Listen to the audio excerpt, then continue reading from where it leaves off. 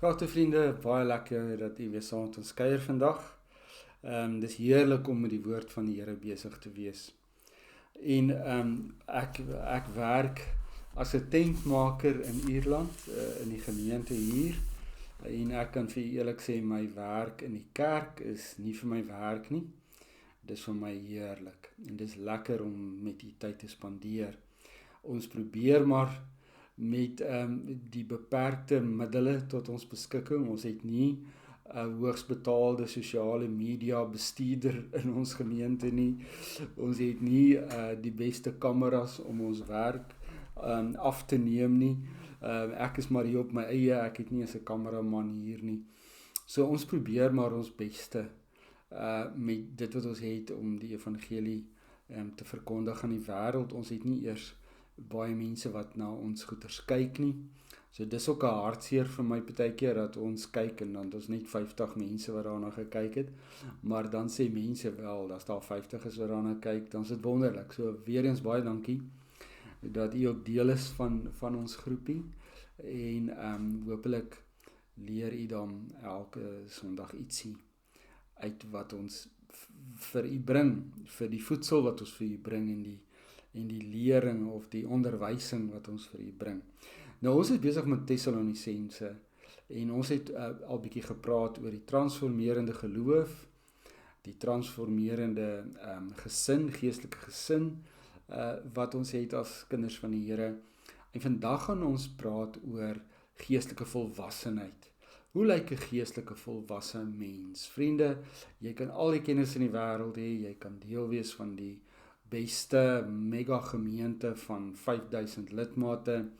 Jy kan self 'n pastoor wees in 'n kerk met meer as 10,000 lidmate. Jy kan die rykste prediker op aarde wees.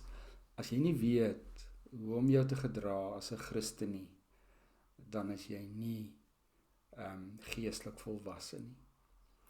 Geestelike volwassenheid beteken dat jy onder die moeilikste omstandighede die regte ding kan doen. Dis wat geestelike volwassenheid beteken.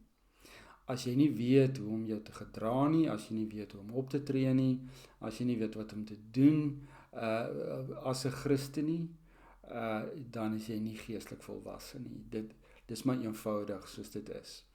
En dit is presies wat Paulus in ons gedeeltjie vir die Tessalonisense wil leer.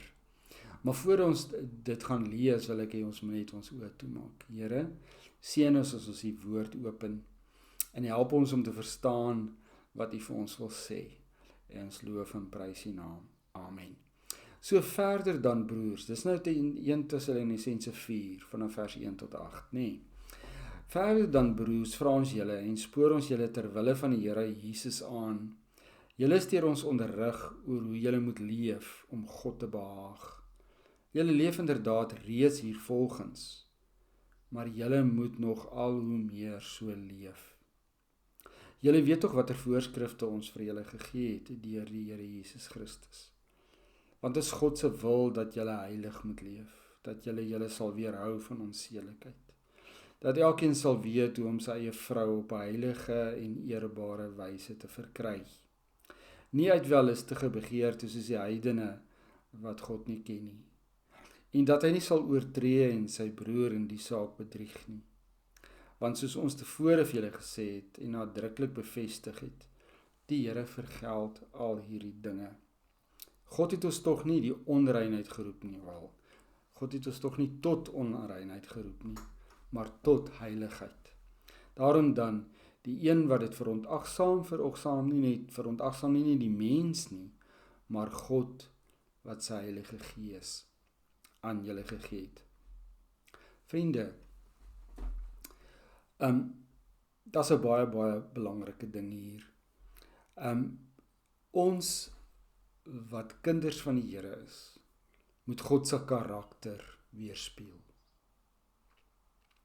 Ons moet God se karakter weerspieël in hierdie wêreld. En daai karakter van God weerspieël ons deur ons optrede. Die duiwel kom na ons toe met baie versoekings en hy wil ons breek en afbreek. En in meeste gevalle, vriende, kom hy nie met 'n geweer teen jou kop na jou toe nie. Hy kom nie na jou toe en beloof dat hy jou gaan verniel of doodmaak of iets nie. Nee, hy kom na jou toe met mooi praatjies, met aantreklike, uitlokkende dinge wat so mooi is en so lekker lyk en so aangenaam is vir die oog om te sien. Hy kom na jou toe met 'n skootrekenaar om vir jou te wys hoe jy kan ryk word uit die evangelie uit, hoe jy kan geld maak, hoe jy allerhande voordeel kan trek uit jou Christendom uit, wat uiteindelik in jou sak sal kom, of wat ook al. Dis die goeders wat hy doen. En natuurlik bring hy jou voor die versoeking van seksualiteit. Wat natuurlik die maklikste manier is om vir jou te verlei. Dis die maklikste, die gouste manier om 'n kind van die Here te verlei, is deur seksuele drange, seksuele welluste. En die wêreld is vol daarvan. Die wêreld is vol daarvan, vriende.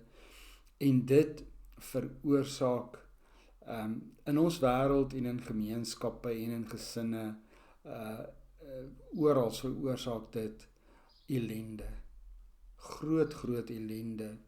Van kinders wat sonder 'n pa moet groot word, kinders wat nie 'n gesin ken nie die gesinslewe ken nie, kinders wat arm is, kinders wat so verwronge is, wat soveel pyn het, wat soveel haat en woede het. En ook natuurlik tussen ouers,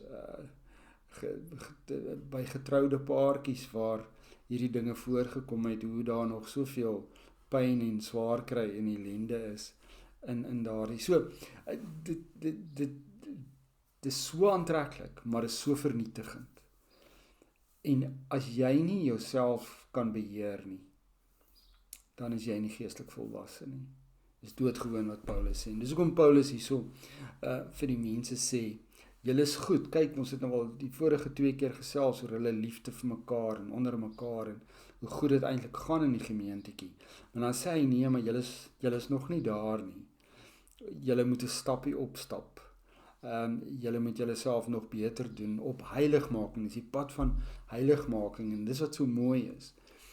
Geestelik volwasse mense het geleer om onder die moeilikste omstandighede te kan nee sê. En soos ek gesê het, dis nie 'n ou wat met 'n geweer teen jou kop staan nie. Dis baie anders as dit. Dis aantreklike goeders wat na jou toe kom en dit sit baie druk op jou. Daar is baie druk natuurlik as daar spanning is en jy het spanning by die werk en jy het moeilike omstandighede om die regte ding te doen. En dis bewys dat hoë stresvlakke maak dat mense nie meer moreel kan optree nie. Hulle kan net nie meer by hulle beginsels bly nie, want hulle is te moeg en hulle is uitgeput. Maar Paulus is hier by 'n ander punt, dat die druk, die aantrekkingskrag van die wêreld, ook dieselfde invloed op kinders van die Here het. Dat die aantrekkingskrag wat so sterk is, ook maak dat mense nie moreel en eties meer kan optree nie.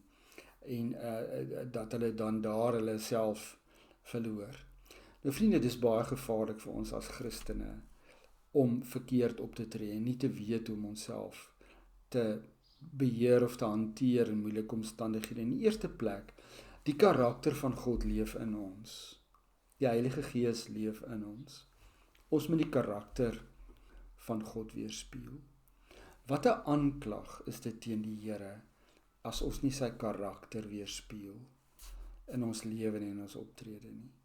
Wat 'n pynvolle ding, wat 'n hartseer ding, vriende, as 'n kind van die Here, 'n Christen, nie die karakter van sy God en sy verlosser kan weerspieël in hierdie wêreld. So dit is die eerste belangrike punt wat ons moet doen as Christene. Dis hoekom ons moet groei op die pad van heiligmaking, sodat ons meer en meer die karakter van God deur die kragtige werking van die Heilige Gees in ons lewe kan weerspieël en kan toon. Die tweede ding is, dit wys ook ons respek vir God, nê? As jy nie die Here se reëls en wette nakom nie, wys dit mos jy het nie respek vir God nie. Dis God nie belangrik in jou lewe nie, dan het hy nie regtig 'n plek daar nie. Hoe kan jy dan geestelik volwasse wees? Hoe kan jy dan in enige manier jou Christenskap tentoonstel, want jy het nie respek vir God nie. En dan die laaste ding, vriende, onthou ook, ons kan dit nie op ons eie doen nie. So daar's ook 'n nederigheid en 'n afhanklikheid van God wat in ons harte moet posvat, sodat die Heilige Gees ons kan lei, ons die krag gaan gee om in daai moeilike omstandighede die regte besluit te neem. Sluit af. Volwasse kinders van die Here weet hoe om hulle self te beheer, hoe om kalm te bly, hoe om die regte ding te doen onder die moeilikste omstandighede. Dis wat geestelike volwassenheid beteken. Al die ander goeders beteken niks as jy jouself nie kan beheer nie, as jy jouself nie kan dissiplineer nie. Mag die Here ons help om sy karakter te weerspieël, nie dit meer en meer te doen, en te groei op die pad van heiligmaking, sodat ons respek, ons liefde en ons toegewydheid tot God kan tentoonstel. Amen. Hemelse Vader, dankie vir die geleentheid wat ons het om ook weer 'n bietjie weer te dink oor al die versoekings op aarde, versoekings wat so aantreklik is en so 'n krag op Christene uitwerk. Here, dat ons deur die Gees so sal groei, dat ons weet om dit teen te staan, om dit te verwerp met alles wat in ons is. Ons bid dit in Jesus naam. Amen.